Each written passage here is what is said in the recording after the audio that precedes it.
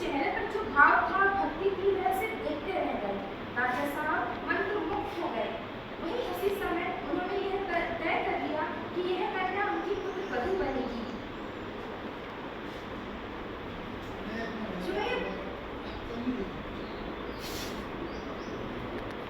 यही बालिका आगे जाकर राजमाता अहिल्याबाई होलकर के नाम से विख्यात हुई। मैं यह सोचती हूँ कि उस समय जब महाराज को राजमाता बालिका के रूप में मंदिर के बाहर दिखी, तो क्या ये बात संयोग था?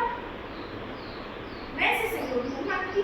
मैं इसे एक संकेत मानती हूँ कि आने वाले दिनों में एक ऐसा दौर आएगा जब ये बालिका पूरे भारतवर्ष को मंदिर में बदल देगी, पूरे भारतवर्ष को तीर्थ स्थान बना देगी। आज देखने को मिलता है कि हमारे देश की कौन सी दिशा ऐसी है जहाँ महारानी अहिल्याबाई होलकर के रूप से मुक्त हो।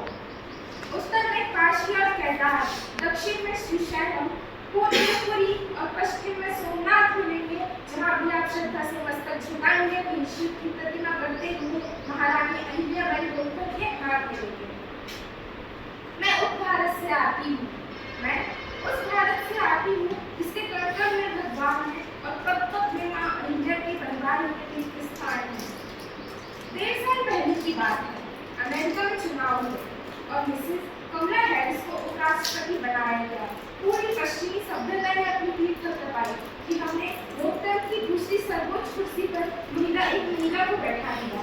इसे कहते हैं प्रोग्रेस, इसे कहते हैं तरक्की। मैंने ये सब पढ़ा और मन को नहीं सुधरा दिया। आपको आपकी तरक्की पर खूब बधाई, परंतु आप आज भी हमसे 200 साल पीछे हैं। और कैसे, ये मैं आपको बताती हूँ। 18वीं सदी में जब उनके यहाँ महिलाओं को वोट देने का अधिकार नहीं था, हमारे यहाँ रानी अहिल्याबाई होलकर मालवा का शासन चला रही थी। माँ अहिल्याबाई कहीं ना कहीं मेरी भी प्रेरणा स्रोत नहीं है। जितना कोमल उनका हृदय था, उतनी साहसी थी वो। महिलाओं की कोमलता और विनम्रता को उनकी कमजोरी समझ लिया जाता है, परंतु महिला कमजोर नहीं है। महिला कमजोर कतई नहीं है। बस उसने अपनी साहस की शक्ति को कभी दिखाया ही नहीं, और जिसने कभी दिखा दिया उसका नाम ऐसा हुआ कि वो माँ अहिल्या बन गई है। अहिल्याबाई हमेशा कहती थी कि ये जो प्रजा है, धन दौलत है, ये ऊपर वाले की दी हुई धरोहर है। मैं इसकी मालकिन नहीं हूँ, बल्कि बस संरक्षक हूँ। इसी सोच के साथ उन्होंने अपना शासनकाल चलाया। मालवा की रानी हुई, करुण कहानी हुई।